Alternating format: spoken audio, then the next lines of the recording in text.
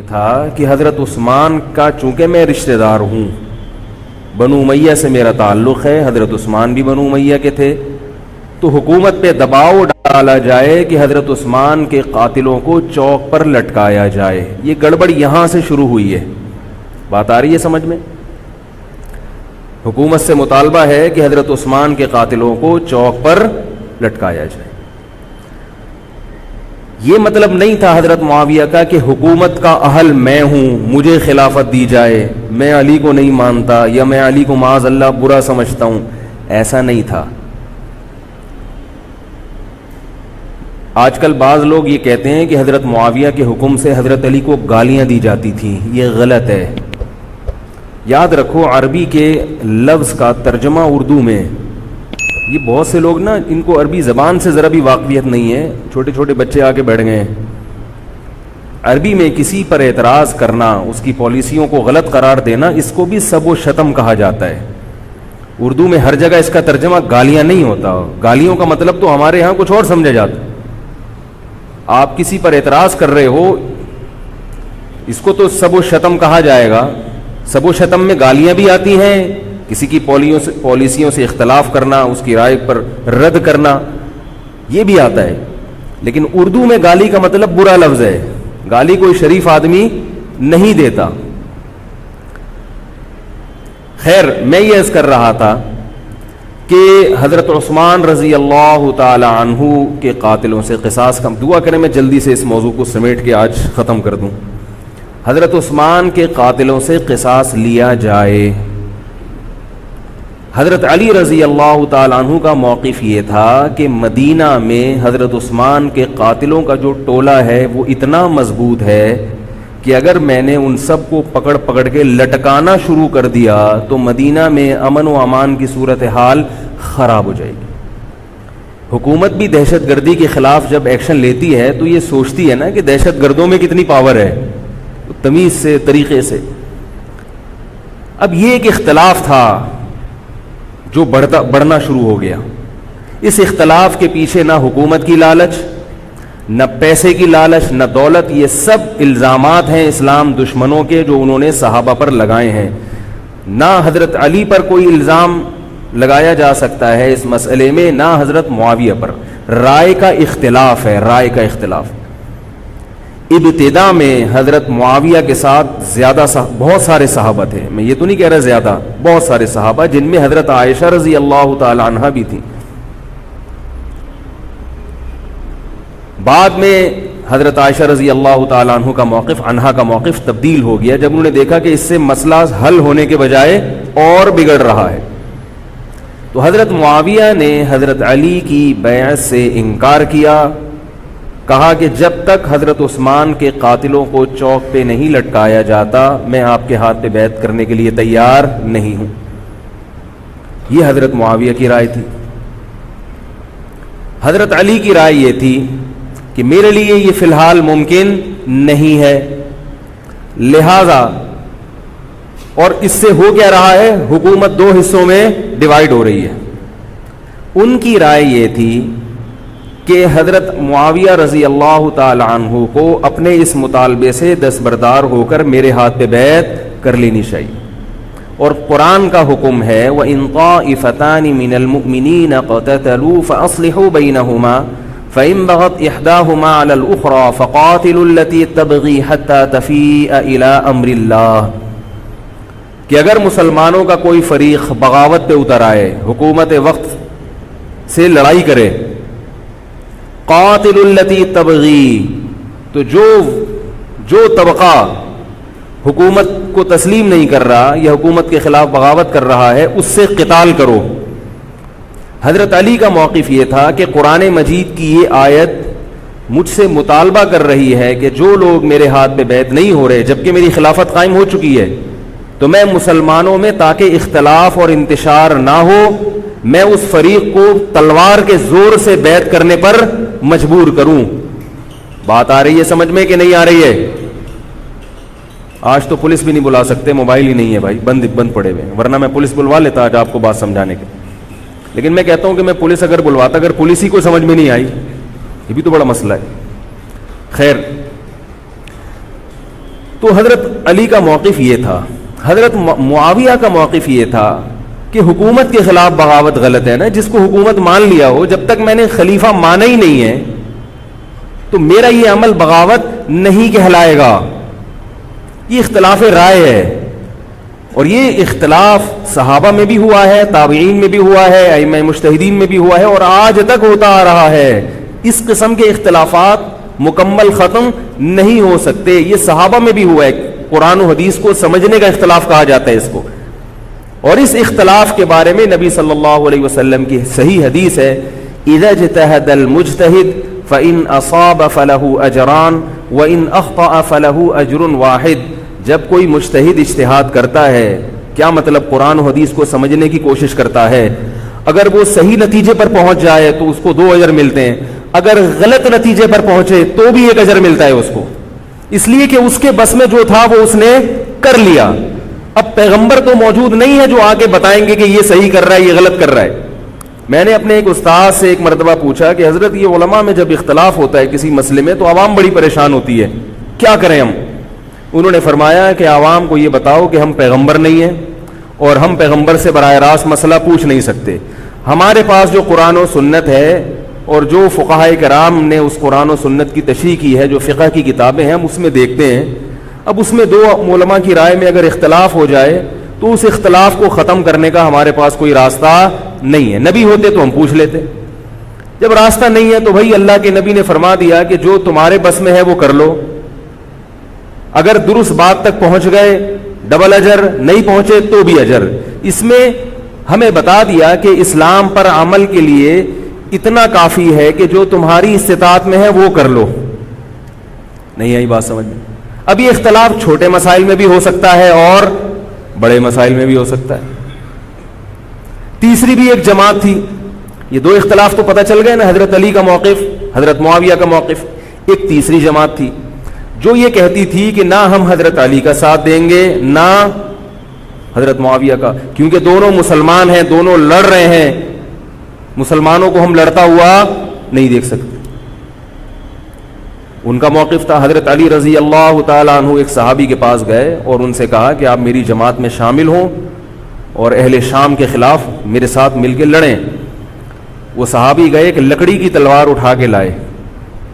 انہوں نے کہا کہ میں نے رسول اللہ صلی اللہ علیہ وسلم سے سنا ہے کہ فتنے کا دور ہوگا، مسلمان آپس میں لڑیں گے، تو تم اس وقت اپنی تلوار کو لکڑی کی بنا لینا.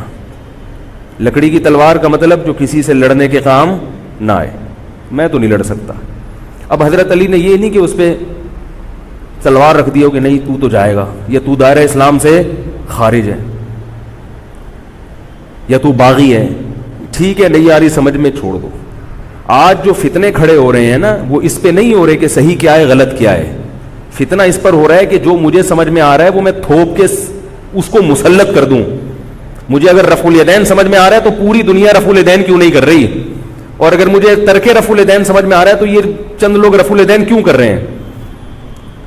صحابہ کے دور میں رفع الیدین بھی ہوتا تھا اور ترک بھی ہوتا تھا، پھڈے نہیں ہوتے تھے. صحابہ کے دور میں زور سے آمین بھی تھی اور آہستہ آمین بھی تھی، جھگڑے نہیں تھے. صحابہ کے دور میں امام کے پیچھے فاتحہ پڑھنے والے بھی تھے اور امام کے پیچھے فاتحہ کو ناجائز اور حرام سمجھنے والے بھی تھے، مگر پھڈے بازی بولو بھائی نہیں تھی. تو حضرت علی رضی اللہ تعالیٰ عنہ نے ان صحابی کو مجبور نہیں کیا. حضرت علی کی فوج میں عمار ابن یاسر رضی اللہ تعالیٰ عنہ بھی تھے، زبیر ابن عوام، عبداللہ ابن زبیر رضی اللہ تعالیٰ عنہ، عبداللہ ابن زبیر ابن عوام.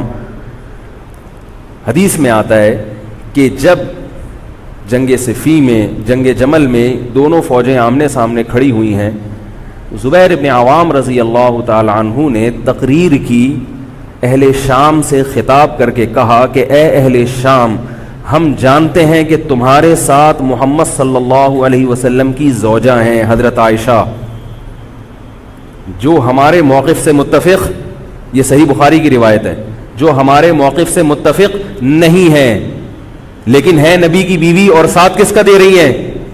تمہارا. اب اعتدال دیکھیں صحابہ کی رائے میں.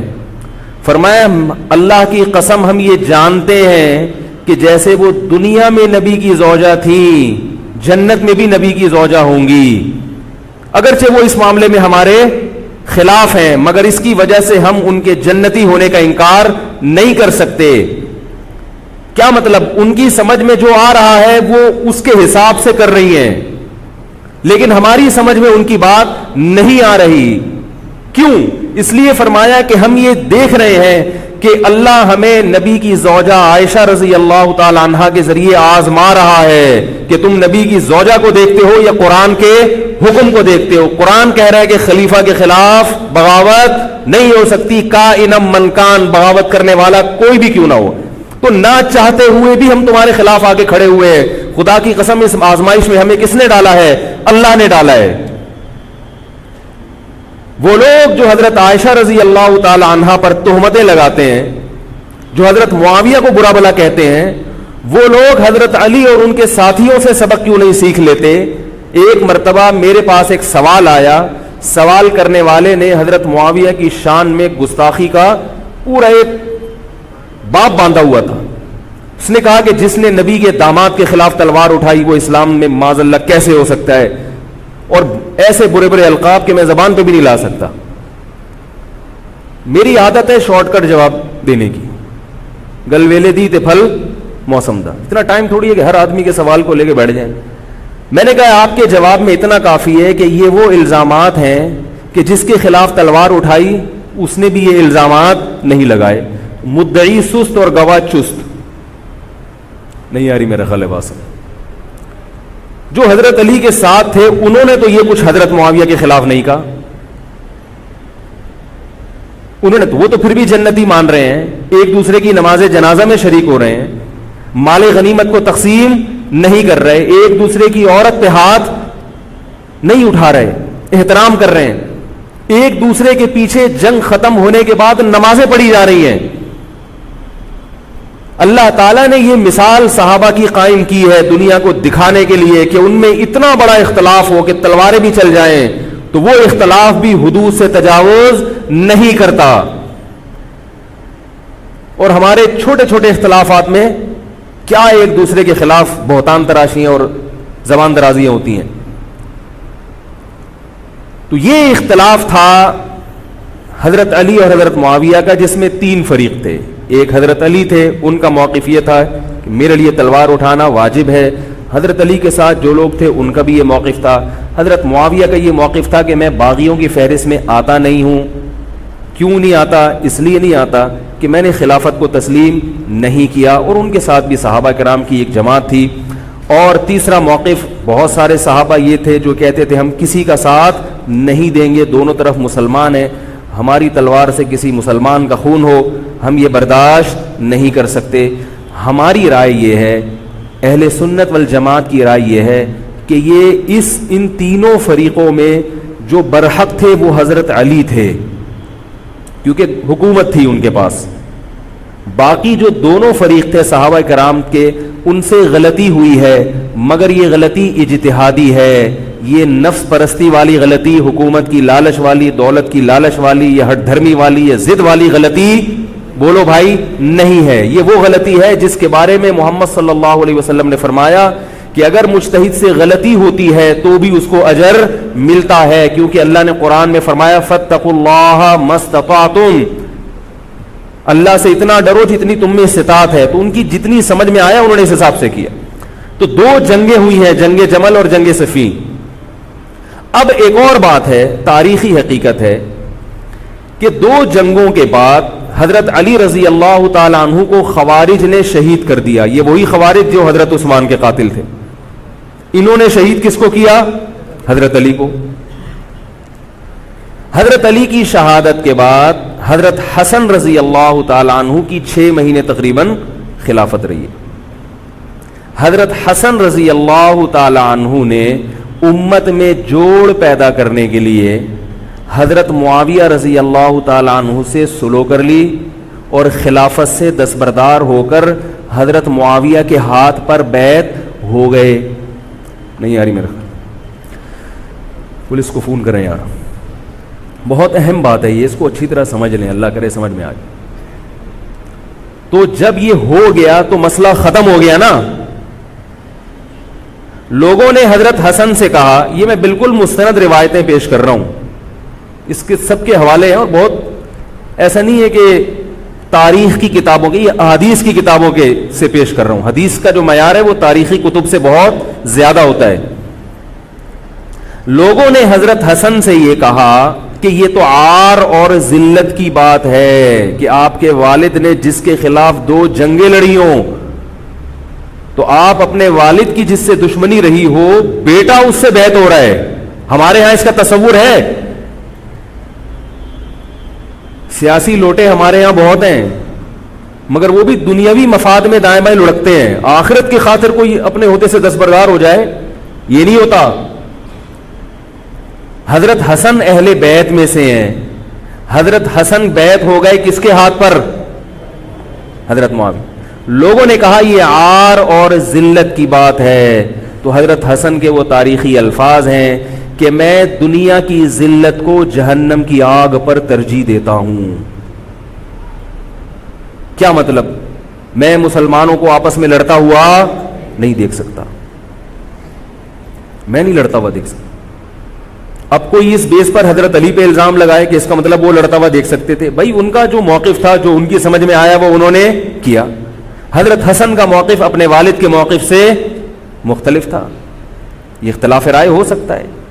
ان کا موقف یہ تھا کہ بھئی حضرت معاویہ حکومت کے اہل ہو یا نہ ہو یہ ایک الگ بحث ہے, اگر میں ان کے مقابلے میں متوازی حکومت قائم کروں گا تو پھر مطالبہ ہوگا حضرت عثمان کے قاتل سے قصاص, جو کہ ممکن نہیں ہے, اور پھر یہ لڑائی آگے چلے گی. تو بہتر ہے کہ دستبردار ہو جاؤ کہ حضرت آپ ہمارے خلیفہ ہیں, آپ ہمارے امیر ہیں. نبی صلی اللہ علیہ وسلم اس کی پیشگوئی پہلے کر چکے تھے. حضرت حسن رضی اللہ تعالیٰ عنہ کے بارے میں فرما چکے تھے کہ اللہ میرے اس بیٹے کے ذریعے مسلمانوں کے 2 فریق میں صلح پیدا کریں. تو جو اہل بیت سے محبت کرنے والے لوگ ہیں ان کو بھی چاہیے کہ کوئی ایسا کام نہ کریں جس سے مسلمانوں میں دوبارہ سے اختلاف اور انتشار پیدا ہو جائے. جوڑ کی اہمیت شریعت میں زیادہ ہے. اب جب حضرت معاویہ کی خلافت قائم ہوئی ہے, حضرت معاویہ نے حضرت حسن رضی اللہ تعالیٰ عنہ کے اکرام میں کوئی کسر نہیں چھوڑی. اس پر متواتر روایات ہیں کہ حضرت معاویہ جتنا حضرت حسن کا اکرام کیا کرتے تھے اتنا کسی کا اکرام نہیں کرتے تھے.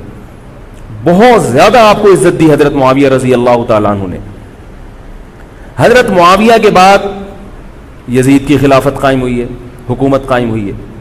حضرت معاویہ صحابی رسول تھے. بہت سارے صحابہ کو آپ کے طریقہ حکومت پر اعتراض تھا, کیونکہ بہرحال باقاعدہ سلیکشن نہیں ہوئی تھی. لیکن پھر بھی صحابہ کرام نے, جب حضرت حسن بیعت ہو گئے تو باقی کس کو اعتراض کا ہوگا بھائی. پھر حضرت معاویہ رضی اللہ تعالیٰ عنہ کے دور میں بہت جہاد ہوا ہے. اسلامی خلافت, ہمارا جو بر صغیر میں اسلام آیا ہے اس کا بہت بڑا حصہ حضرت معاویہ کے دور میں اسلام آیا یہاں.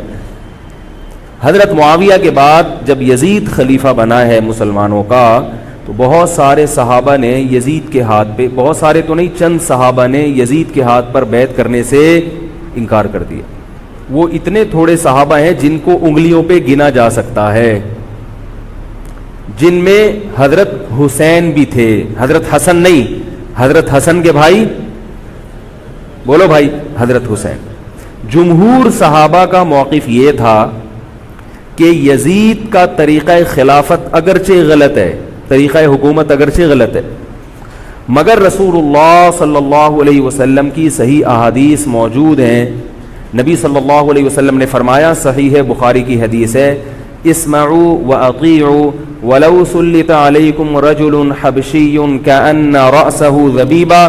آپ صلی اللہ علیہ وسلم نے فرمایا, سنو اور اطاعت کرو اگرچہ تم پر کوئی حبشی غلام مسلط کر دیا جائے جس کا سر کشمش کی طرح پچکا ہوا ہو. کیا مطلب؟ سلیکشن نہیں ہوئی بلکہ زبردستی مسلط ہو گیا کسی بھی طرح سے, اور جو مسلط ہوا وہ کسی بھی لحاظ سے حکومت کرنے کا اہل نہیں ہے, غلام ہے. غلام کبھی بھی حکومت کا اہل نہیں ہوتا, اور غلام بھی حبشی, کالا کلوٹا, گوروں سے جس کو ویسے ہی تبھی نفرت ہو, بھائی ہم سارے سفید ہیں, اور یہ ایک بلیک کہاں سے آ گیا دوسری قوم کا آدمی. انسان دوسری قوم کے آدمی کو قبول نہیں کرتا, قوم بھی دوسری, اور فرمایا شکل بھی اچھی نہیں ہے. بھائی حاکم کم از کم شکل کا اچھا ہو تو اطاعت کرتے ہوئے مزہ آتا ہے, شکل بھی اچھی نہ ہو تو آدمی کہتا ہے یار اس کی مانوں میں, عجیب سا ہے یہ فطرت ہے انسان کی. لوگ کوشش کرتے ہیں امام لائے تو شکل بھی اچھی ہو اس کی, یہ کوشش کرتے ہیں لوگ, امام میں پتہ نہیں کیا کیا دیکھ رہے ہوتے ہیں. تو کیا ہے, شکل بھی اچھی نہیں ہے اور عقل بھی نہیں ہے, سر پچکا ہوا ہے کس کی طرح, کشمش کی طرح. صحیح ہے بخاری کی حدیث. مطلب یہ کہ کسی بھی لحاظ سے نہ لک وائز اچھا لگ رہا ہے آپ کو, نہ اس کے اندر صلاحیتیں ہیں, مگر مسلط ہو گیا, کسی نے بھی مسلط کر دیا, تو آپ نے فرمایا اب اس کے خلاف بغاوت نہیں کرنی, اس کی اطاعت کرنی ہے. آپ کہیں گے یہ کیسا حکم ہے بھائی اسلام کا, ایک آدمی نا اہل ہے مگر اس کی مان کے چلو تو مروا دے گا. یہ اس لیے اسلام نے حکم دیا ہے کہ اس کے پاس پاور تھی تو مسلط ہوا ہے نا. کیا خیال ہے بھائی؟ تو اب جب اس کے خلاف چلو گے تو اس سے وہ ہٹنے والا نہیں ہے, وہ خون خرابہ کر دے گا, قتل و غارت کرے گا اور فساد پیدا کر دے گا وہ. کیونکہ اگر وہ کمزور ہوتا تو خلیفہ بنتا نہیں. وہ خلیفہ کی, حاکم کی ڈیفینیشن کیا ہے؟ جس کے پاس قوت نافذہ ہو. ایک دن ایک صاحب کہنے لگے مسلم لیگ کے دور میں, جنرل مشرف کے دور میں اس کو نہیں مانتا, میں اس کو نہیں مانتا. میں نے کہا آپ کے ماننے نہ ماننے سے کچھ نہیں ہوتا, وہ مسلط ہو گیا ہے, جس طریقے ہیلی کاپٹر سے آیا ہو یا فرشتے اس کو لائے ہوں. کیونکہ حاکم کی جو ڈیفینیشن ہے کہ جس کے پاس قوت نافذہ ہو. قوت نافذہ اردو کا گاڑا لفظ ہے. قوت نافذہ کہتے ہیں کہ جب وہ کچھ کہتا ہو تو کر کے دکھا سکتا ہو, چاہے فوج کے ذریعے, چاہے پولیس کے ذریعے, چاہے کسی بھی طریقے. ایک آدمی کو پوری قوم نے سلیکٹ کر لیا مگر اس کی سنتا کوئی نہیں ہے, وہ کچھ کہتا ہے تو اس کے منہ سے الفاظ نکل کے ہوا میں تحلیل ہو جاتے ہیں, چلتی کسی اور کی ہے, وہ جو کہتا ہے کر کے دکھا دیتا ہے. تو اصل حاکم کون ہے؟ جو کہتا ہے اور کر کے دکھا دیتا. اب یہ ایک الگ بحث ہے کہ یہ ظالم ہے, یہ غلط طریقے سے آیا ہے, اس پر بحث ہو سکتی ہے کہ جب یہ غلط طریقے سے آیا ہے تو اس کو قانون کے دائرے میں رہ کے ہٹانے کی کوشش کی جائے. لیکن مسلح بغاوت کرنا, اس کے خلاف بندوق اٹھانا, اس کے خلاف تلوار اٹھانا, اس کی شریعت نے اجازت نہیں دی. میں یہ نہیں کہہ رہا کہ اس کی مخالفت کی اجازت نہیں دی. نبی صلی اللہ علیہ وسلم نے فرمایا سب سے بہترین جہاد ظالم بادشاہ کے سامنے حق بات کہنا ہے. کہنے کی حد تک آپ کو مخالفت کی اجازت ہے کہ بھائی یہ جو وزیر اعظم کا بیان آیا ہے یہ بیان ملک کا بیڑا غرق کر دے گا, ان کی پالیسیاں صحیح, جیسے آج کل ہو رہا ہے کہ اخباروں میں کالم نگار اپنی اپنی رائے لکھتے ہیں حکمرانوں کے بارے میں, لکھنے کی حد تک, بولنے کی حد تک ہے. آپ مسلح دستہ لے کے بغاوت کرنے پر آ جائیں, اس کی شریعت نے اجازت, بول لو بھائی کچھ نہیں ہوتا. یہ قرآن اور سنت سے بات ثابت ہے, اس کی شریعت نے اجازت نہیں دی ہے. کیونکہ آپ یہ کریں گے تو اللہ نے دنیا کو اسباب کے ساتھ جوڑا ہوا ہے. آپ کے پاس کچھ بھی نہیں ہے, نہ آپ کے پاس ٹینک ہے, نہ آپ کے پاس آرمی ہے, نہ آپ کے پاس پولیس ہے, آپ کے پاس صرف جذبہ ہے. خالی جذبہ اگر کارآمد ہوتا تو نوح علیہ الصلوۃ والسلام اور آپ کے ساتھ جو 40 افراد تھے ان میں بہت جذبہ تھا, مگر ایک طرف پوری دنیا تھی. اللہ نے جہاد کا حکم نہیں دیا. اللہ تعالیٰ نے اس دنیا کو صرف جذبات کے ساتھ یا ایمان کے ساتھ منسلک نہیں کیا, اس دنیا کو دارالاسباب بنایا ہے. جذبے کے ساتھ ساتھ کچھ طاقت اور قوت بھی ہونی چاہیے, اور یہ قوت حکومت کے پاس ہوتی ہے, پبلک کے پاس بول لو یار نہیں. اگر پبلک کے پاس ہے تو وہ بھی حکومت کی پالیسیاں ہوتی ہیں کہ یہ بھی لیاری گینگ رہنے دو تھوڑے دنوں کے لیے, ان لوگوں کے پاس تھوڑا سا کلاشن کوفے رہنے دو, حکومت جب چاہے غائب کر دے. وہ یہ جو کلاشن کوفے لے کے لوگ گھوم رہے ہوتے ہیں نا اور بتا رہے ہوتے ہیں ہم امام مہدی کا لشکر ہیں, یہ سب گورنمنٹ کے لوگ ہوتے ہیں. آئی بات سمجھ میں؟ گورنمنٹ کی طرف سے ان کو پرمٹ ملا ہوتا ہے, ورنہ آپ چاقو لے کے بھی, جو خنجر ہے نا وہ بھی لے کے ذرا گھوم کے دکھاؤ. تو جو بھی امام مہدی کا لشکر کا دعویٰ کر رہا ہے اور کہہ رہا ہے میں یوں کر دوں گا, میں یوں کر دوں گا, میرے ساتھ آ جاؤ, تو سمجھ لو گورنمنٹ نے اس کو خود ہی بٹھایا ہوا ہے.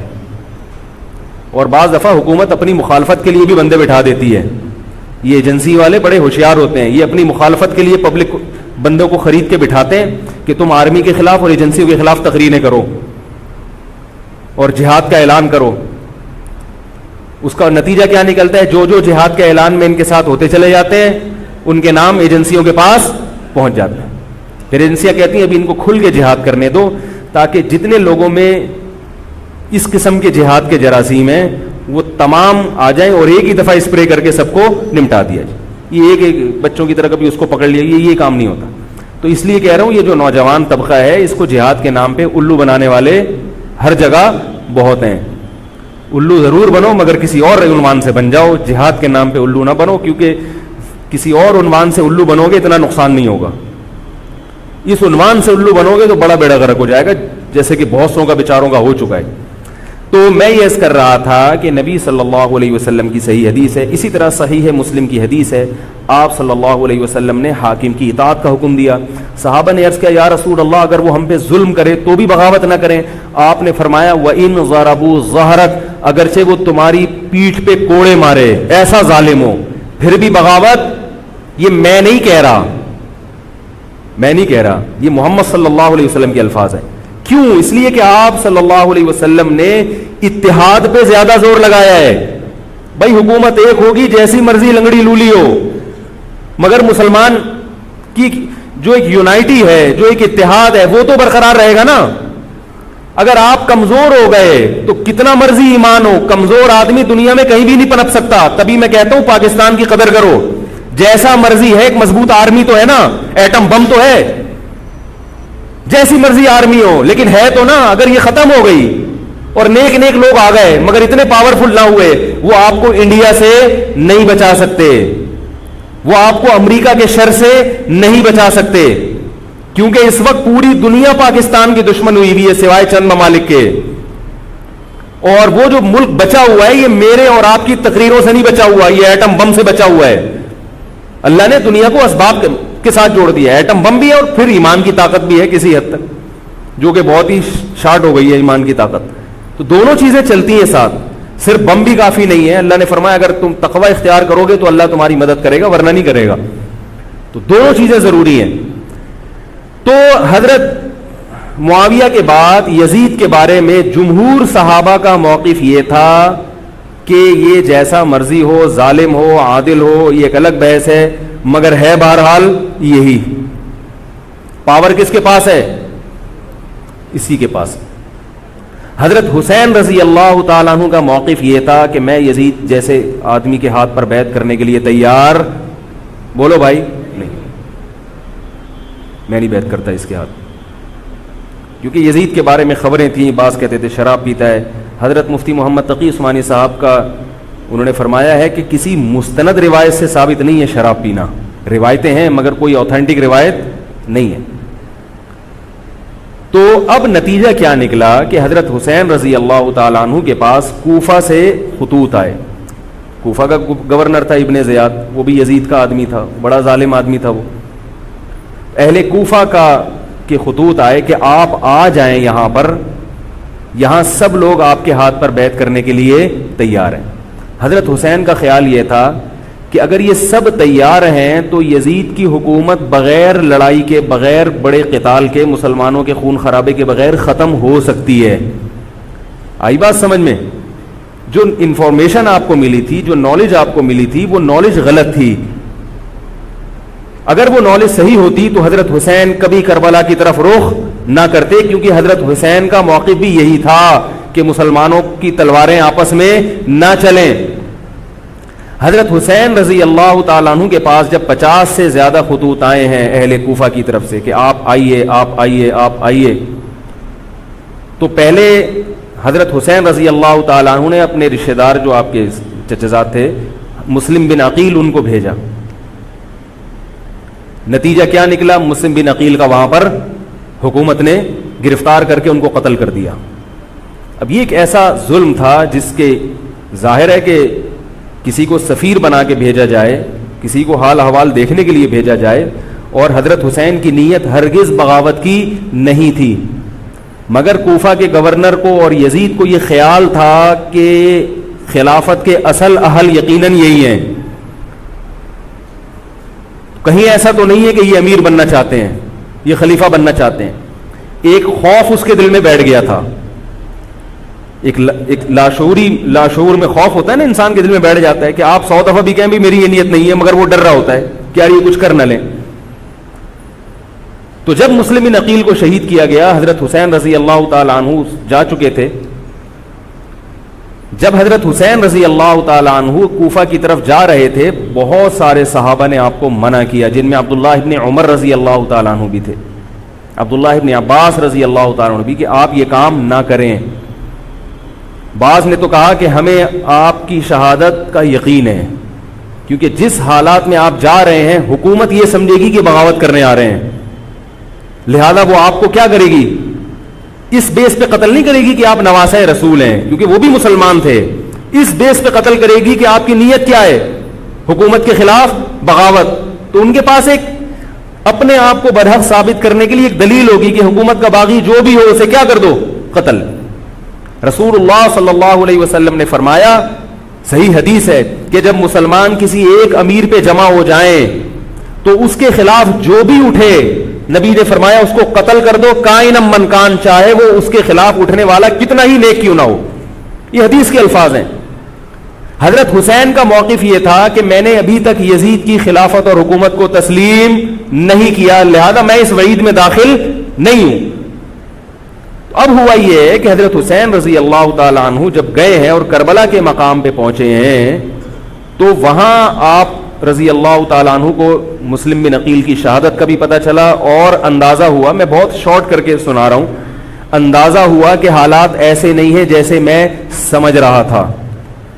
عبید اللہ جو ابن زیاد تھا بدبخت, اس نے حضرت حسین کو یہ کہا کہ بغیر کسی شرط کے حضرت حسین کو گرفتار کر کے لاؤ اور میرے ہاتھ پر بیعت کراؤ. یہ رسول اللہ صلی اللہ علیہ وسلم کے نواسے کی توہین تھی کہ آپ صلی اللہ علیہ وسلم کے نواسے ہیں اور ان کے ساتھ ایسے معاملہ کیا جائے جیسے ایک عام شخص کے ساتھ معاملہ کرتے ہیں. ان کو گرفتار کر کے معاذ اللہ گھسیٹ کے لاؤ اور میرے ہاتھ پر بیعت پر کیا کرو, ان کو مجبور کرو. حضرت حسین رضی اللہ تعالیٰ عنہ کا کربلا کے میدان میں موقف یہ تھا کہ میں اگر بیعت ہوں گا تو ڈائریکٹ یزید کے ہاتھ پہ بیعت ہوں گا جو مسلمانوں کا خلیفہ ہے, ابن زیاد کے ہاتھ پر بیعت نہیں ہوں گا. یہ بھی اس تاریخ کا ایک اہم پہلو ہے کہ حضرت حسین نے کوفہ جانے کا ارادہ ترک کر دیا اور کربلا سے شام جانے کا آپ رضی اللہ تعالیٰ عنہ نے ارادہ کر لیا. اور بعض مورخین نے لکھا ہے کہ حضرت حسین جو واپس آ رہے تھے تو وہ کربلا سے گزر رہے تھے, وہ واپسی کا راستہ ہی شام کا راستہ ہے.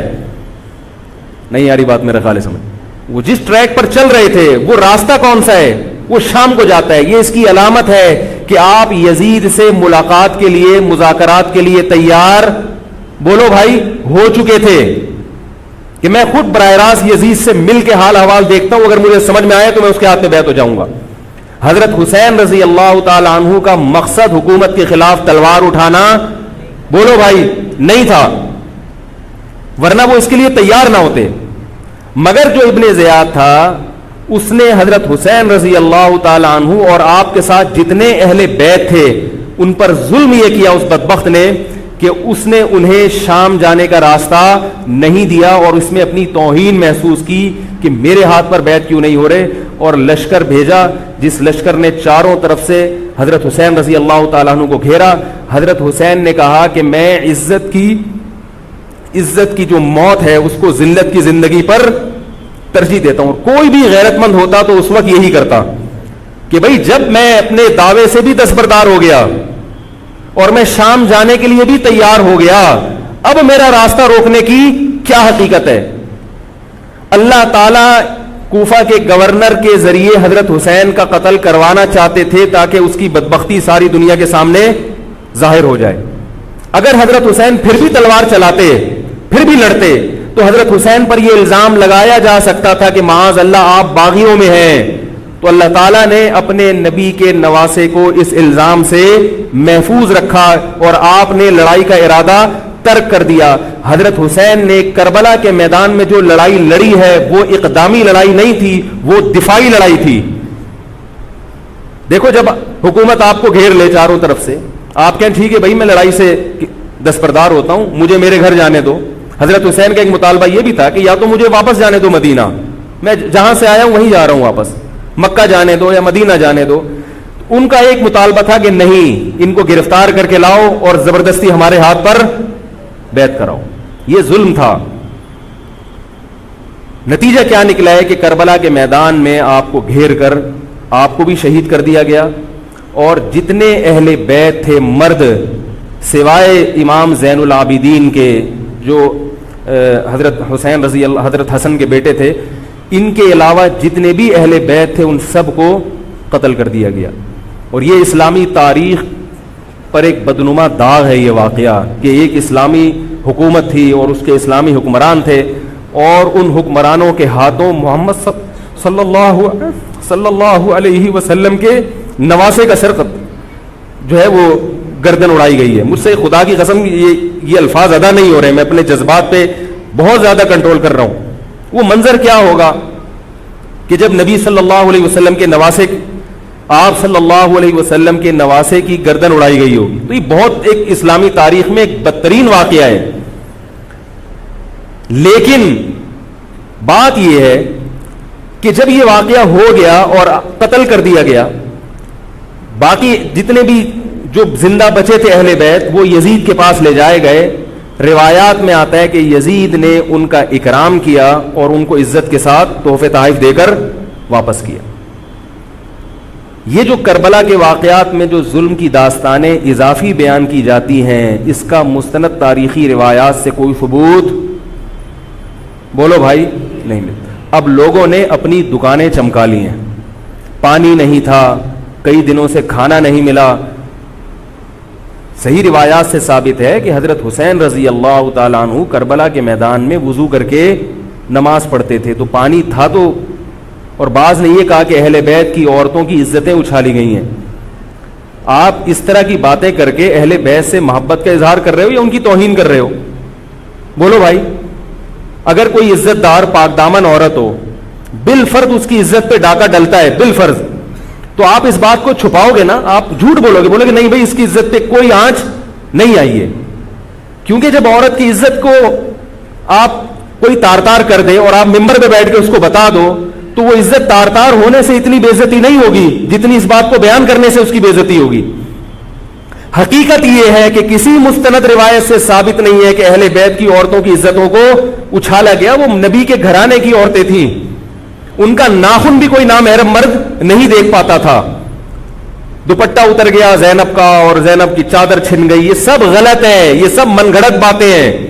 چونکہ وہ بہرحال مسلمان تھے جو حضرت حسین کے خلاف لڑ رہے تھے، ظالم تھے، اس میں کوئی شک نہیں ہے. اس سے بڑا ظلم اس کائنات میں ہوا نہیں ہوگا کہ ایک شخص جو اپنے آپ کو مسلمان کہتا ہے اور وہ نبی کے نواسے کو قتل کر دے اور اہل بیت کو قتل کر دے. اسلامی سیاست میں اتنی گندی تاریخ ہمیں کبھی بھی نہیں ملتی. حضرت عثمان کا بھی قتل ہوا، وہ بھی بہت بڑا ظلم تھا، مگر یہ ظلم اس ظلم کی نوعیت سے بڑھ کر تھا کیونکہ حضرت عثمان کا قتل حکومت کے ہاتھوں نہیں ہوا ہے، باغیوں کے ہاتھوں ہوا ہے. یہاں حضرت حسین کا قتل کس کے ہاتھوں ہوا ہے؟ حکومت کے ہاتھوں ہوا ہے جس پر لوگ بیعت کر چکے تھے. تو یہ اسلامی تاریخ میں ایک بہت بڑا بدنما داغ ہے، مگر اس کو بیان جس انداز سے کیا جاتا ہے اور جتنے قصے کہانیاں من گھڑت سنائے جاتے ہیں ان کا حقیقت سے تعلق نہیں ہے. ہماری نظر میں چاہے پانی بند کیا ہو یا نہیں کیا ہو، کھانا ملا ہو یا نہیں ملا ہو، ہماری نظر میں حضرت حسین رضی اللہ تعالی عنہ کا سر قلم کر دینا ہی کائنات کا بدترین ظلم ہے. یہی ایسا ظلم ہے کہ جس پر جتنا غم کیا جائے کم ہے. غم منایا نہیں، غم کیا جائے. منانا الگ چیز ہے، غمزدہ ہونا الگ چیز ہے. لیکن جو آگے اس میں تڑکا لگایا جاتا ہے اس کا حقائق سے تعلق بولو بھائی نہیں ہے. یہ دکانیں ہیں جو چمکائی، اس میں سب برابر ہیں، شیعہ بھی سنی بھی. بہت سارے سنی علماء بھی کربلا کے واقعے کو بہت ہی بھیانک انداز سے بیان کرتے ہیں. اور مقصد کیا ہوتا ہے؟ پبلک کو رلانا. ایک رونا وہ ہوتا ہے جو خود سے آئے اور ایک رونا ہوتا ہے باقاعدہ آپ کو آرڈر پہ رونے کے لیے اور رلانے کے لیے بلایا جائے. وہ رمضان میں نے بتایا تھا نا کہ میں نے ختم قرآن پہ دعا کی تو مجھے رونا آ گیا، بہت زیادہ رونا آیا. اگلے دن ایک صاحب کہنے لگے مولوی صاحب آج بھی ایسی ایک دعا ہو جائے. میں نے کہا میں آرڈر پہ نہیں روتا، میں آرڈر پہ نہیں روتا. اب تو آ بھی رہا ہوگا تو نہیں آئے گا. نہ انسان کسی کے مشورے سے ہنس سکتا ہے اور نہ انسان کسی کے مشورے سے اگر آپ کسی کے مشورے پہ رو رہے ہیں اس کا مطلب ڈرامے بازی. آپ کو فلم کا ایکٹر ہونا چاہیے, آپ کو ڈرامے جوائن کرنے چاہیے, وہاں آپ اچھے چل سکتے ہیں. جیسے کہ ہمارے ایک مشہور اسکالر ہیں, ان کے بارے میں لوگ یہ کہتے ہیں ان کو فلموں میں ہونا چاہیے تھا, پتہ نہیں یہ جیو پہ کیوں آ رہے ہیں. وہ آرڈر پہ روتے بھی ہیں, آرڈر پہ. اب چونکہ یوٹیوب کا دور ہے, میں پہلے جو کربلا کے واقعات جو لوگ بیان کرتے ہیں ان کی تقریریں نہیں سنتا تھا. اب کیا ہوتا ہے, بعض دفعہ بیٹھے ہوئے ہیں کہیں سفر پہ جا رہے ہیں تو یوٹیوب کی ویڈیو, ہم نے کہا چلو یار ہم بھی سن لیں. ایسی چہک چہک کے منہ بنا بنا کے گھما گھما کے تقریریں ہوتی ہیں, لگتا ہے کہ یہ باقاعدہ ایک ڈرامہ ہے, اداکار ہے, فنکار ہے جس کو ڈرامے بازی کے لیے یہاں. یہ حضرت حسین کی شہادت کو کیش کرا رہے ہیں. یہ حضرت حسین سے محبت کرنے والے نہیں ہیں, یہ ان کی شہادت کو دیکھو. اس کی مثال ایسے جیسے کوئی محلے میں مر گیا, کسی سیٹھ کا بیٹا مرا, اب آپ کو سیٹھ سے قرضہ چاہیے تو سب سے زیادہ آپ رو گے نا, تاکہ سیٹھ صاحب سمجھیں کہ محبت سب سے زیادہ کس کو ہے, آپ کو. تو آپ اس کی بیٹے کی موت کو کیا کرا رہے ہو, کیش کرا رہے ہو. بعض لوگ کسی کی شہادت کو کیش کراتے ہیں, کسی پہ ظلم کو کیش کراتے ہیں. تو میں پھر عرض کروں کہ بہت بدترین واقعہ ہے. حضرت حسین رضی اللہ تعالیٰ عنہ کا سر لے جایا گیا یزید کے پاس. یزید بدبخت نے چھڑی سے آپ کے ہونٹوں کو چھوا. وہاں صحابی رسول نے فرمایا کہ ایسا مت کرو. فرمایا اللہ کی قسم میں نے ان ہونٹوں پہ بارہا محمد صلی اللہ علیہ وسلم کے ہونٹ رکھے ہوئے دیکھا ہے. بارہا میں نے دیکھا ہے کہ محمد صلی اللہ علیہ وسلم نے ان ہونٹوں کا بوسہ لیا ہے. بارہا میں نے دیکھا ہے. ان صحابی کے دل پہ کیا گزر رہی ہوگی جو حضرت حسین کے ساتھ یہ حرکت دیکھ رہے ہوں گے, جبکہ اسی حسین کو انہوں نے بارہا نبی کی گود میں بھی دیکھا اور بارہا نبی کے ہونٹوں کو بھی ان ہونٹوں سے مس ہوتے ہوئے دیکھا. تو جب یہ سر ان کے سامنے رکھا ہوگا اور اس کے ساتھ یہ حرکت ہو رہی ہوگی, ان صحابی کے جذبات کیا ہوں گے. مگر اس کے باوجود جو بتانے کی بات ہے, جو میں بتانا چاہتا ہوں, انہوں نے یزید کے خلاف بغاوت نہیں کی کہ جس یزید نے حضرت حسین کا یہ حشر کر دیا ہو, اگر اس کے خلاف بغاوت ہوگی تو باقی مسلمانوں کا کیا حشر کرے گا.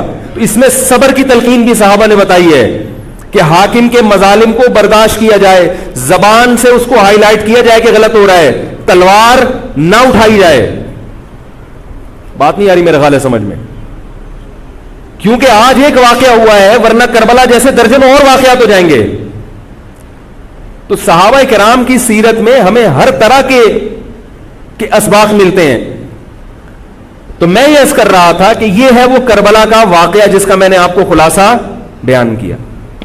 اس کے بعد کیا ہوا ہے کہ یہ جو بنو امیہ کی حکومت تھی, اس کی وہ ویلیو صحابہ کرام کے دل میں نہ رہی جو پہلے کسی حد تک برقرار تھی. یہ بہت ایک حکومت کے خلاف لوگوں کے دل میں بغض پیدا ہو گیا اور بالآخر بغاوتیں شروع ہوئیں. لیکن جمہور صحابہ کا موقف پھر بھی یہی تھا کہ حکومت کے خلاف بغاوت جائز, بولو بھائی, نہیں. اور اسی طرح کے ظالم لوگ آتے رہے اور انہی کی اولادوں میں بنو امیہ میں اللہ نے پھر عمر ابن عبدالعزیز کو پیدا کیا. عمر ابن عبدالعزیز بھی انہی ظالم لوگوں کی اولاد تھے, مگر اسلام چونکہ قیامت تک رہنے کے لیے آیا ہے تو اللہ کو اپنا دین محبوب ہے, اللہ غیب سے انتظام کرتے ہیں. عمر ابن عبدالعزیز جیسے ہی حکومت میں آئے ہیں, خلیفہ بنے ہیں, آپ رضی اللہ تعالی عنہ نے وہ بنو امیہ کی جو جاہلانہ چیزیں تھیں ان سب کو ختم کر دیا. حکومتی ملکیت کو جو ذاتی خزانہ لوگ سمجھنا شروع کر دیا تھا اس کو ختم کیا. عمر بن عبدالعزیز کی ایک تاریخ ہے, ان کو 5واں خلیفہ راشد کہا جاتا ہے. علم حدیث کو مرتب کیا گیا, فقہ کو مرتب کیا گیا, حدیث کا علم ضائع ہو رہا تھا.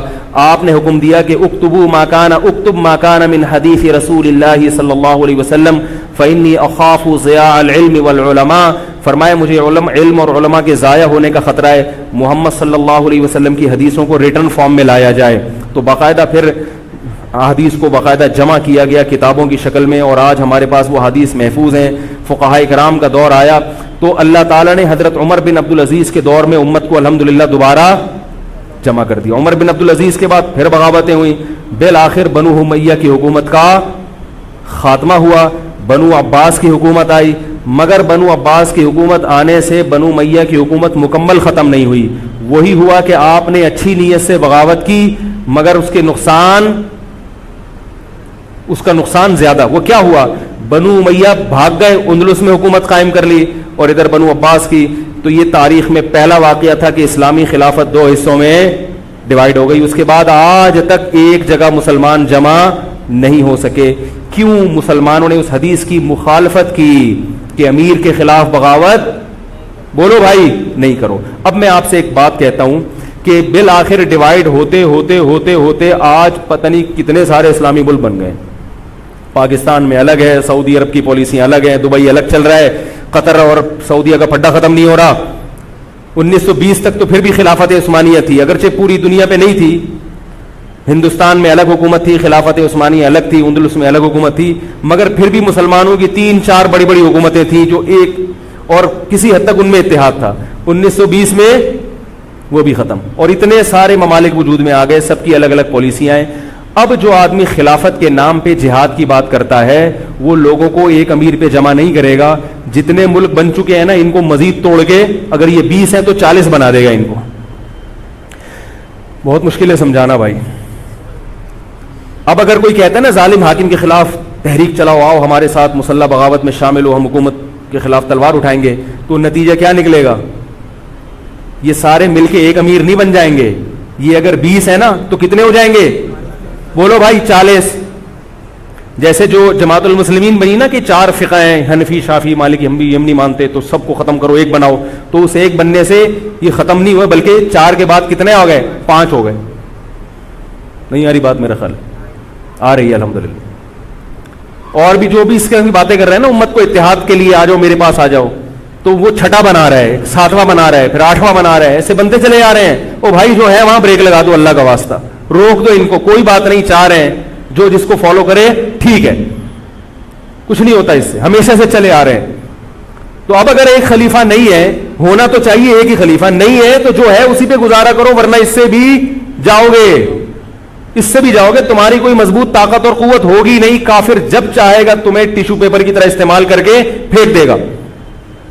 تو کربلا کے واقعہ سے ہمیں کیا سبق ملتا ہے؟ علامہ ابن تیمیہ رحمہ اللہ تعالی فرماتے ہیں کہ جمہور صحابہ کی جو رائے تھی, حضرت حسین رضی اللہ تعالیٰ عنہ کی بھی اپنی ایک رائے تھی, مگر ابن تیمیہ رحمہ اللہ فرماتے ہیں کہ اگر حضرت حسین رضی اللہ تعالیٰ عنہ کربلا کی طرف خروج نہ کرتے تو ابن تیمیہ کی رائے یہ ہے کہ یہ زیادہ بہتر تھا. اب آپ کہیں گے کہ صحابی رسول کی رائے سے اختلاف کر رہے ہیں, نہ, وہ کہہ رہے ہیں وہ جو جمہور صحابہ تھے جو حضرت حسین کو منع کر رہے تھے وہ بھی تو صحابہ تھے.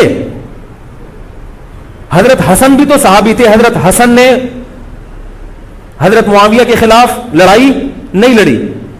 تو صحابہ کی 2 رائے تھی, جمہور ایک طرف تھے. تو فرماتے ہیں اگر یہ نہ ہوتا تو زیادہ بہتر تھا.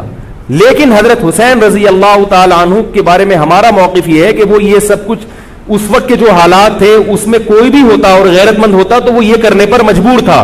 اور اس میں دھوکہ کس نے دیا حضرت حسین کو؟ اہل کوفہ نے, جس کا حضرت حسین کو علم نہیں ہو سکا. اب میں آپ سے ایک بات عرض کر رہا ہوں, یہ تو میں نے کربلا کی تاریخ کا آپ کو خلاصہ بیان کیا ہے. اس میں جو میں نے ایک دعویٰ کیا کہ اس میں مظالم جو بیان کیے جاتے ہیں اس میں غلو ہے بہت. اس غلو کی ایک دلیل گل ویلے دی تے پھل موسم دا. اب میں آپ کو تاریخی کتابوں کے حوالے دوں, وہ بہت لمبی بات ہوگی, اس میں بہت تضاد ہے. آپ یہ جو خطیب ہے نا جو کربلا کے مظالم بیان کرتے ہیں, ان خطیبوں کے بیان سنیں, ہر آدمی کا بیان دوسرے سے مختلف ہوگا. یہ خود اس کی علامت ہے, یہ کسی ایک بات پر ٹکنے کے لیے تیار نہیں ہے. ان کا مقصد ہے رونا اور پبلک کو رلانا. رونے کا اپنا ایک مزہ ہے. آپ کہیں گے بھائی رلانے میں کیا ملتا ہے؟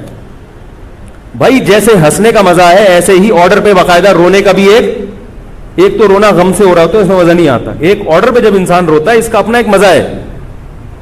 تو اللہ کے بندو, حضرت حسین کی شہادت کو کیش مت کراؤ. صحابہ کرام پہ جو مظالم ہوئے ہیں ان کو آپ اپنی ذات کو چمکانے کا اور اپنی دکانداری کا ذریعہ نہ بنائیں, چاہے کوئی سنی ہو یا شیعہ ہو. بعض سنی لوگ بھی بے وقت تڑکا لگاتے ہیں اس میں.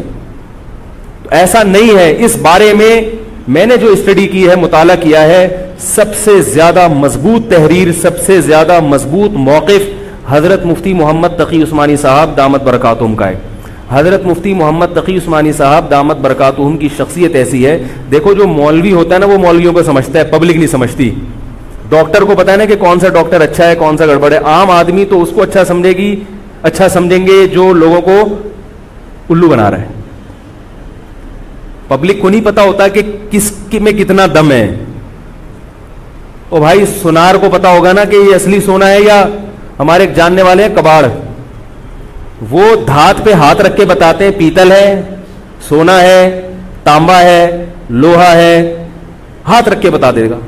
حالانکہ اس نے کسی یونیورسٹی سے کوئی کورس نہیں کیا, نہ کوئی سائنسدان ہے. وہ کام کیا ہے کباڑ کا, ساری زندگی یہی کام کیا ہے. تو جو مولوی لوگ ہوتے ہیں ان کی ساری زندگی اسی میں گزری ہوتی ہے, پڑھنے پڑھانے میں, بشرطے کہ ہوں بھی مولوی. روحانی علاج والے مولوی نہیں ہوتے, نام کے مولوی ہوتے ہیں. ان کو پڑھنے کے علاوہ دنیا کا سارے کام آتے ہیں. کتابوں سے ان کو نفرت ہوتی ہے, بس جھاڑ پھونک جن چڑیل وہ اسی سے دکانداری چمچاتے ہیں. ہر داڑھی والا ہر پگڑی والا مولوی نہیں ہوتا. تو جو مولوی ہوتا ہے اس کو پتا ہوتا ہے کہ کون سا مولوی کتنے پانی میں ہے. تو میں تو نہیں دعویٰ کرتا کہ میں عالم ہوں, لیکن آپ لوگ تو مجھے مولوی سمجھ کے آئے ہیں نا, عالم سمجھ کے آئے ہیں. تو آپ کے نظریے کے مطابق میں کہتا ہوں کہ اگر آپ مجھے عالم سمجھتے ہیں تو میں آپ کو بتاؤں کہ پاکستان میں حضرت مفتی محمد تقی عثمانی صاحب جیسا مضبوط علم والا, اور علم بھی بہت سے لوگوں کے پاس ہوتا ہے مگر اعتدال نہیں ہوتا طبیعت میں, وہ باہر کے ماحول سے متاثر ہو جاتے ہیں. حضرت مفتی محمد تقی عثمانی صاحب دامت برکاتہم العالیہ وہ علم میں مضبوط بھی ہیں, اور ان کی جو زبان سے نکلے ہوئے الفاظ یا ان کے قلم سے لکھی ہوئی تحریر بہت ہی نپی تلی ہوتی ہے. ایک حرف بھی اس میں غیر ضروری نہیں ہوتا, اور ایک حرف بھی ایسا نہیں ہوتا جو ضروری ہو اور نہ آیا ہو اس میں. بہت کسی فرقے کی مخالفت بھی کرتے ہیں, بڑی تمیز سے کرتے ہیں. وہ ہم لوگوں کی کیا عادت ہوتی ہے, جب کسی کے خلاف چلو تو کوشش کرو دائرہ اسلام سے کسی طرح باہر نکل جائے. کوشش یہی ہوتی ہے, وہ نکل نہیں رہا ہوتا تو مجبوراً پھر اس کو مسلمان ماننا پڑتا ہے. کیا خیال ہے؟ کوشش یہ ہوتی ہے کہ اسلام کا جو دائرہ ہے وہ اس میں میں رہوں اور دو چار میرے مرید رہیں, لیکن چونکہ پبلک اس کو مانتی نہیں تو مجبوراً ان کو بھی دائرہ اسلام میں داخل کرنا پڑتا. تو حضرت مفتی محمد تقی عثمانی صاحب کی جو تحریریں ہیں وہ بڑی جاندار ہوتی ہیں. ان کو پڑھا کرو اللہ کے بندو. عالم کا یوٹیوب سے نہیں پتہ چلتا کون مفتی ہے کون کیا ہے. حضرت مفتی تقی عثمانی صاحب کی پاکستان میں اتنی عزت نہیں ہے جتنا غیروں نے ان کو عزت دی ہے. سعودی عرب میں جاؤ, امام حرم ان سے مسائل پوچھتے ہیں. ایک صاحب نے مجھے بتایا کہ میں نے امام حرم کو 25 منٹ تک ان سے فون پہ بات کرتے ہوئے دیکھا, اور ان سے مسائل پوچھتے ہوئے. عرب علماء ان کی قدر کر رہے ہیں, ملیشیا میں ان کی قدر ہے, پاکستان میں لوگوں کو ان کا پتہ ہی نہیں. میں یہ نہیں کہہ رہا کہ وہ ان سے کوئی خطا ہو ہی نہیں سکتی. تکافل کے معاملے میں حضرت مفتی محمد تقی عثمانی صاحب کی جو رائے ہے, تو میں تو بہت ہی چھوٹا آدمی ہوں, میں یہ نہیں کہہ سکتا, لیکن جن علماء کی رائے ان کے خلاف ہے میرا موقف بھی وہی ہے. میں تکافل کے معاملے میں حضرت مفتی تقی عثمانی صاحب کی رائے کو ہم لوگ صحیح نہیں سمجھتے, لیکن بہرحال اجتہادی اختلاف ہے, یہ نہیں کہ وہ غلط ہیں. تو ہماری رائے ہے کہ اس معاملے میں حضرت سے اجتہادی غلطی ہوئی ہے. میری نہیں, میں تو بہت چھوٹا آدمی ہوں ان کے مقابلے میں, لیکن ہمارے بڑوں کی رائے ہے. اور اس کی جو میں نے ٹوٹی پھوٹا جو اس میں تحقیق کی ہے, مجھے بھی تکافل کے ناجائز ہونے پر اطمینان ہے. بہت اس میں بحث کی ہے, دارالعلوم کے علماء سے بھی ملا ہوں. حضرت مفتی محمد تقی عثمانی صاحب دامت برکاتہم کے ساتھ جو مجلس ہوئی جامعۃ الرشید کے علماء کی 3 گھنٹے, اس مجلس میں بھی میں موجود تھا.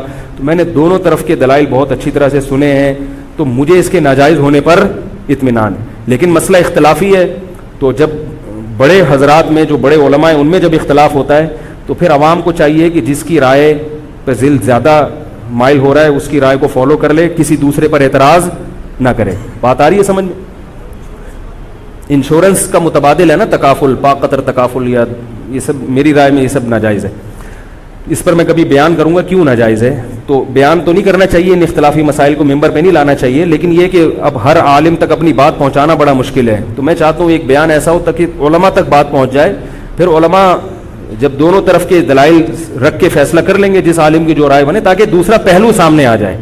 ابھی تو صرف جواز کا پہلو لوگوں کے سامنے آ رہا ہے, عدم جواز والا نہیں آ رہا, تاکہ دونوں پہلو آئیں. پھر علماء کی جو رائے بنے گی, جو جس کی رائے کو فالو کرتا ہے, ٹھیک ہے بھائی. تو میں یہ کر رہا تھا, حضرت مفتی محمد تقی عثمانی صاحب بہت بڑے عالم ہیں, ان کی قدر کر لیں. ان کی تحریریں بڑی معتدل ہوتی ہیں, اور ان کی رائے بہت ہی معتدل ہوتی ہے اور بہت مدلل ہوتی ہے. تو کربلا کے بارے میں, یزید کے بارے میں جو حضرت مفتی محمد تقی عثمانی صاحب کی رائے ہے وہ وہی ہے جو میں نے آپ کے سامنے بیان کی ہے. بات آ رہی ہے؟ نہیں آ رہی میرا خیال ہے. تو میں یہ نہیں کہہ رہا کہ میں نے ان کی تقلید میں یہ سب بیان کیا ہے, بلکہ جو مطالعہ کیا تو اس کے بعد ان کی رائے بہت زیادہ جاندار لگی ہے. اور یہ جو میں عرض کر رہا ہوں نا کہ یہ جو کربلا کے واقعات بیان کیے جاتے ہیں, ہر خطیب کا بیان دوسرے خطیب سے مختلف ہے. یہ خود اس کی علامت ہے کہ دال میں کچھ کالا کالا ہے. یہ ایک جگہ ٹکتے کیوں نہیں ہیں. تو اب میں ایک بات عرض کروں. اسی طرح یزید کے بارے میں لوگ سوال پوچھتے ہیں, یزید کیا؟ تو یزید کے بارے میں بھی دونوں طرف ہماری رائے کے حساب سے غلو ہے. یزید کے دور میں حضرت حسین کا قتل یقیناً ہوا ہے, مگر کسی ایک مستند روایت سے یہ ثابت نہیں کہ یزید نے حکم دیا تھا حضرت حسین کو قتل کرنے کا. یہ کہیں بھی روایت میں ثابت نہیں آ رہی میرا خیال ہے. کوفہ کے گورنر کے حکم سے قتل ضرور ہوا ہے, لیکن کیا یزید نے اس کا آرڈر دیا تھا؟ اس کا کسی مستند روایت میں ثبوت بولو بھائی نہیں ملتا.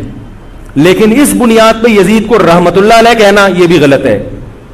ٹھیک ہے, یزید کے بارے میں کسی مستند روایت سے نہیں ملتا کہ اس نے قتل کا حکم دیا تھا یا قتل کروایا تھا, لیکن قتل ہونے کے بعد یزید نے اس گورنر کے خلاف ایکشن نہیں لیا. حضرت عثمان کے قاتلوں کے بارے میں تو یہ تھا کہ ان کو لٹکایا جائے, حضرت حسین کے قاتلوں کو کیوں نہیں لٹکایا؟ نہیں یاری بات سمجھنے. تو یہ جرم بھی ہے کہ حکومت, ممکن ہے یزید کہہ سکتا ہو کہ میرے بس میں نہیں ہے, کہہ سکتا ہو کہ میرے بس میں نہیں ہے.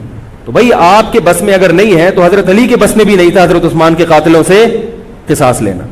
تو اس لیے یزید کو بالکل معصوم قرار دینا یہ بھی غلط ہے. وہ مجرم تھا, لیکن اس کو اتنا لعنتی قرار دے دینا کہ گویا حضرت حسین کو اس نے قتل کرایا تھا, اس کا بھی کسی تاریخی مستند روایت سے ثبوت نہیں ملتا. لہذا صحیح بات یہ ہے کہ نہ لعنت اللہ علیہ کا ہو نہ رحمت اللہ علیہ کا ہو. خام خواہ میں فضول چیزوں میں پڑھنے کی بولو بھائی ضرورت کیا ہے؟ قیامت کے دن آپ سے یزید کے بارے میں سوال, میرے سے کسی نے پوچھا کہ یزید کے بارے میں آپ کیا کہتے ہیں. میں نے کہا آپ کو جاپان کے جو بھی صدر ہے اس کے بارے میں پتہ ہے, چائنا کے بارے میں پتہ ہے؟ وہ کہہ رہے وہ تو کافر ہیں. میں نے کہا چلو مسلمانوں کے, علامہ اقبال کے بارے میں پوری رپورٹ ہے آپ کے پاس. تاریخ میں لاکھوں شخصیات ایسی ہیں جن کے بارے میں آپ کو نہیں پتا. تو یزید کے بارے میں بھی اگر نہیں پتا ہو تو میرا خیال ہے کوئی پریشان ہونے کی ضرورت نہیں ہے. تو یہ کربلا ایک واقعہ تھا, ایک اسلامی تاریخ میں ایک بدترین واقعہ رونما ہوا اور یہ واقعہ ختم ہو گیا. ہمیں جو قرآن اور سنت نے جس بات کا حکم دیا ہے ہمیں وہ کرنا ہے. بات آ رہی ہے سمجھ میں؟ ہمیں کیا کہا ہے؟ نماز قائم کرنی ہے, اسلام کے 5 ارکان ہیں. کربلا کا واقعہ دنیا میں وجود میں آتا تو بھی 5 نمازیں پڑھنی تھیں, وجود میں نہیں آتا تو بھی 5 نمازیں پڑھنی. باقی حضرت حسین کی شہادت اس لیے بھی ہوئی ہے کہ اللہ کے نبی نے ان کو شہید قرار دے دیا تھا. اللہ تعالیٰ نے آپ کو اس منصب تک پہنچانا تھا جس منصب کی گواہی محمد صلی اللہ علیہ وسلم دے چکے. بعض دفعہ کوئی مقصد نہیں ہوتا, ایک مقصد ہوتا ہے کسی کو اونچے درجے تک پہنچانا. غزوہ احد میں 70 صحابہ شہید ہوئے, اللہ نے اس کی حکمت یہ بھی بیان کی وَيَتَّخِذَ مِنْكُمْ شُهَدَاءَ, اللہ تم میں سے بہت سو کو شہادت کے درجے پر فائز کرنا چاہتا. تو حکومت تھی, حضرت حسین رضی اللہ تعالیٰ عنہ کو اللہ تعالیٰ نے شہادت کے مرتبے پر پہنچایا اور ظالم حکمرانوں کے مرتبے کو گھٹانا تھا. تو یہ کام ہو چکا. اب ہمیں کیا کرنا ہے؟ ہمیں جو قرآن اور سنت ہے اس کو فالو کرنا ہے.